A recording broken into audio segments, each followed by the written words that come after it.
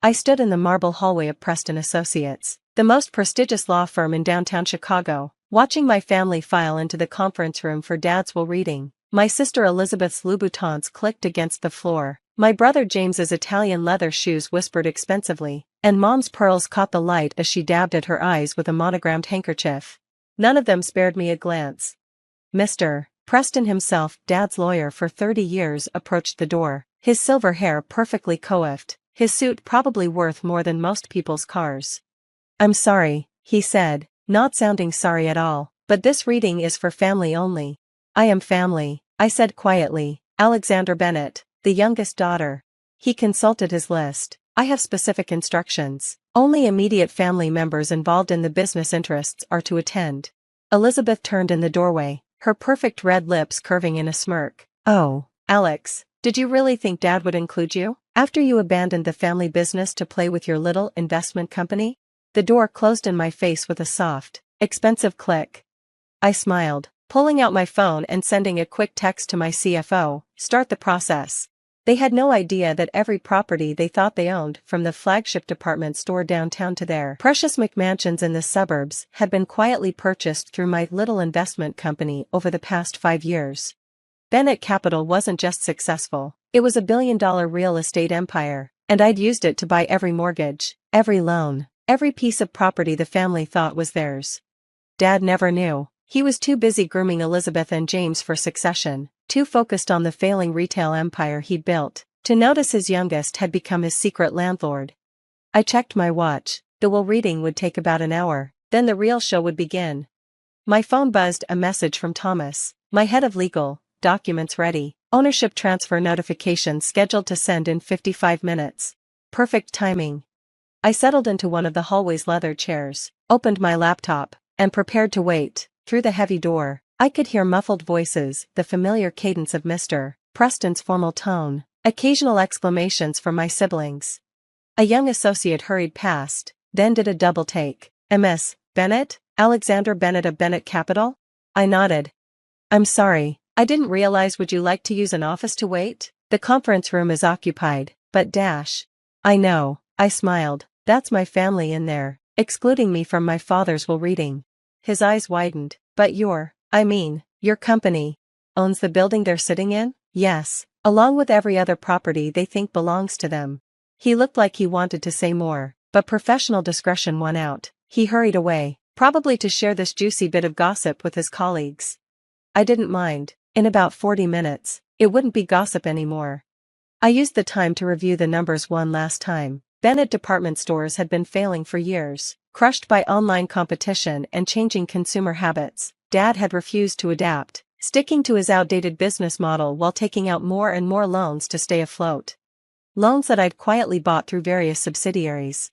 The flagship store alone was mortgaged for $12 million, the warehouse properties another $8 million, their personal residences, Elizabeth's lakefront mansion, James's sprawling estate, Mom's penthouse added up to nearly $15 million more.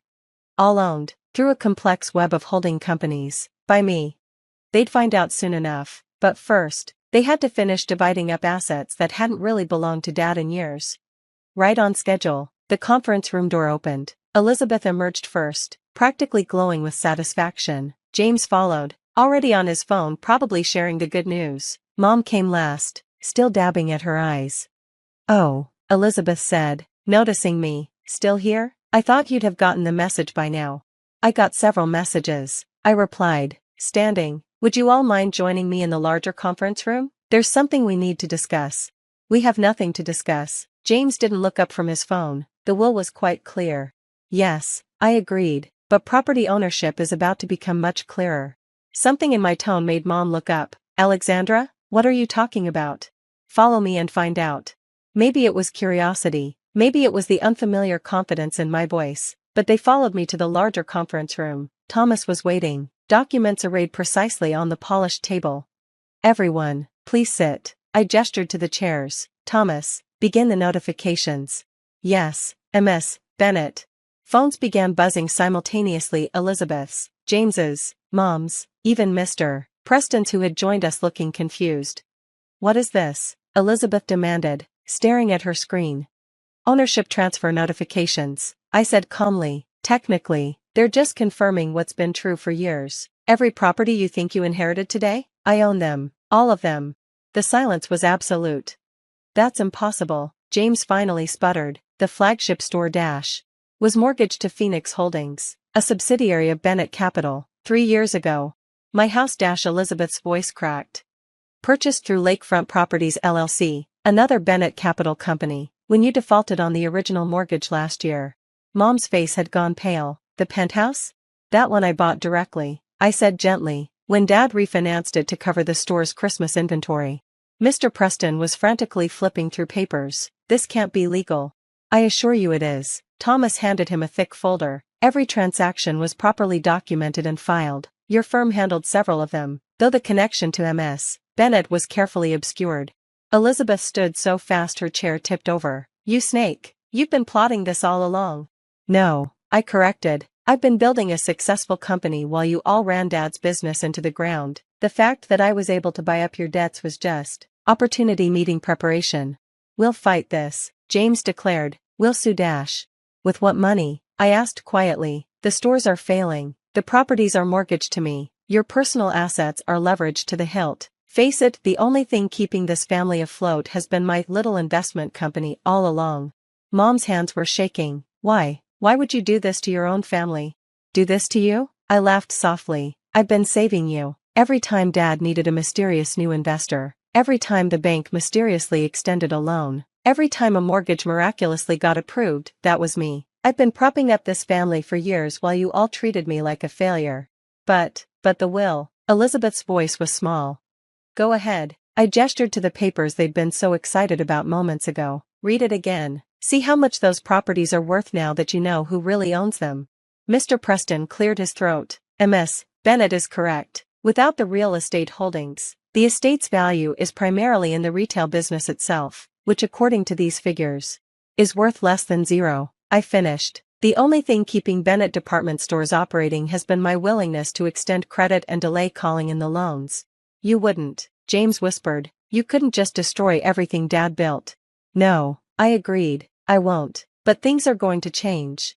I pulled out another folder, my own documents this time.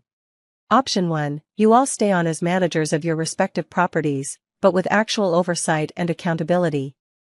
No more treating the stores like personal piggy banks, no more vanity renovations, no more hiding losses. And option 2? Mom asked faintly. I sell everything. The stores, the properties, all of it. You'll have 30 days to vacate. Elizabeth sank back into her righted chair. You'd throw your own mother out of her home? The same mother who just excluded me from Dad's will reading? Who spent years dismissing my success because it didn't fit her definition of achievement? I met her eyes. Yes, I would. But I'm offering you a chance to keep your lifestyles, you just have to earn them now. By working for you? James spat. By working with me, I corrected. By finally admitting that your little sister might actually know something about business. Thomas began distributing contracts. These documents outline the new management structure. You'll each retain your homes and positions, but with quarterly performance reviews and strict oversight of expenses. And if we refuse? Elizabeth's voice was ice. Then I begin selling properties next week. I already have interested buyers for the flagship store location. Tech companies love those old architectural details. Mom was reading the contract, her hand still shaking slightly. These terms, they're actually quite generous. Of course they are, I said softly. You're still my family. I don't want to destroy you. I just want you to respect what I built. James was staring at his phone, scrolling through property records. How did we not know? How did you keep this hidden? The same way I've done everything carefully, quietly, and without expecting any of you to notice or approve. Mr. Preston had finished reviewing the documents. These are remarkably thorough. And entirely legal. I learned from watching Dad's mistakes, I said. Everything documented, everything properly filed. No shortcuts, no handshake deals, no family favors.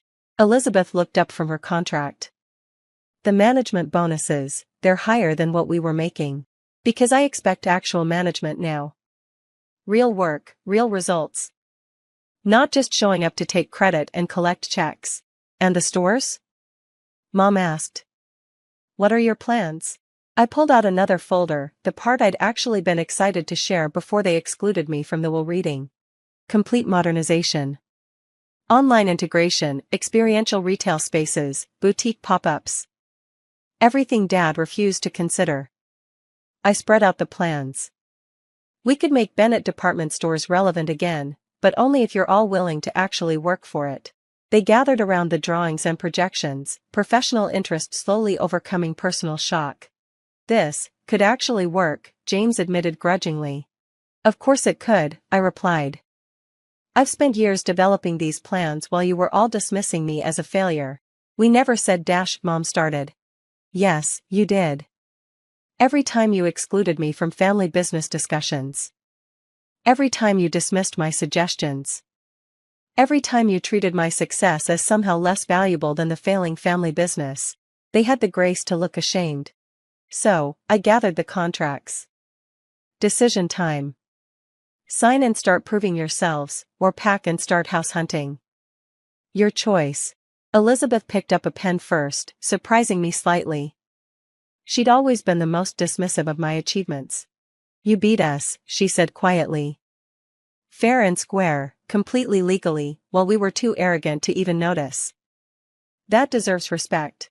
James signed next, then Mom. Mr. Preston notarized everything, still looking slightly shell-shocked at the power shift he'd just witnessed.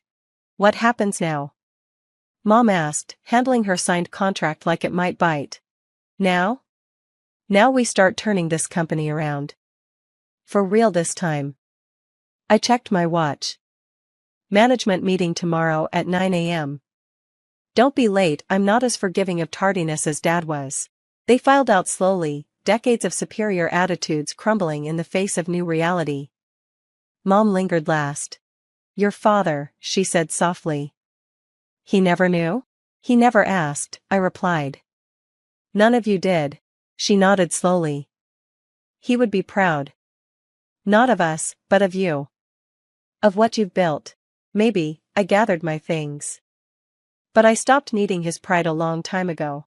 That evening, I sat in my office overlooking the city, looking at the familiar Chicago skyline.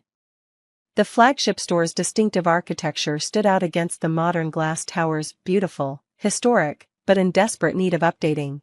Like my family's attitudes. My phone buzzed with texts. Elizabeth, reviewed the modernization plans. Have some ideas to discuss tomorrow. James, found 3 potential partners for the online platform. Mom, dinner soon? Just us? I'd like to hear about how you built all this. I smiled slightly. Amazing what a little leverage could do for family dynamics. Thomas knocked on my door. First quarter projections are ready. And the team has some concerns about the holiday strategy. Schedule a meeting, I replied. With everyone. Time to show them how real business decisions are made. They won't like having their authority questioned. They'll like bankruptcy even less. I turned from the window. Besides, they're not in charge anymore. They just need time to accept that. The next morning, I arrived at the flagship store early, walking the quiet aisles before opening. So much history here, so much potential, so much need for change. Elizabeth was already in the conference room, spreadsheets spread across the table. I was wrong, she said without looking up. About your little investment company. About you. I know. These plans. She gestured at the modernization documents. They're brilliant. We should have listened years ago. Yes, I agreed. You should have. James arrived next, then Mom, both armed with notes and ideas. Actually prepared, actually engaged, actually ready to work. Before we start, I said as they settled in, let's be clear about something. This isn't a punishment. It's an opportunity. To save the family business, to build something better, to finally work together as equals. As equals? James raised an eyebrow. You own everything. I own the properties, I corrected. But the Bennett name, the legacy, that belongs to all of us. If we're willing to earn it. Mom smiled slightly. When did my youngest get so wise? Around the same time she was secretly becoming our landlord, Elizabeth said dryly. We spent the next 4 hours discussing real strategies, real changes, real plans for the future. They actually listened to my ideas, actually considered my experience, actually treated me like someone who knew what she was doing. Amazing what property ownership could do for one's credibility. That evening, as I was leaving, I found Mom waiting by my car. I ordered dinner, she said hesitantly. To your office. If you're free. I considered declining, but something in her expression stopped me. Chinese? I asked. From Golden Palace? She smiled. Your favorite, I remembered. Over containers of kung pao chicken and hot and sour soup, she finally asked the question I'd been expecting. How did we not see it? All these years, all your success. You saw what you expected to see, I said simply, the rebellious daughter who rejected the family business, who had to be doing something small and insignificant because she wasn't doing what you wanted. We were fools. Yes, I agreed, but teachable ones, apparently. She reached across the desk, squeezing my hand. Teach us then, show us how to be better. I squeezed back briefly. That's what I've been trying to do all along. You're just finally ready to learn. 6 months later, the flagship store reopened after extensive renovations. Modern technology blended seamlessly with historic architecture. Online orders could be picked up in beautifully designed lounges. Local artists' works hung in carefully curated spaces. Elizabeth had thrown herself into the experiential retail concept, creating spaces that actually drew younger customers. James had built a robust online presence that complemented rather than competed with the physical stores. Mom had become our best brand ambassador, sharing stories of the store's history while embracing its future. Standing in the restored grand entrance, watching customers actually shopping instead of just browsing, I felt a moment of pride, not in the property values or the profit margins, but in the family legacy we were finally building together.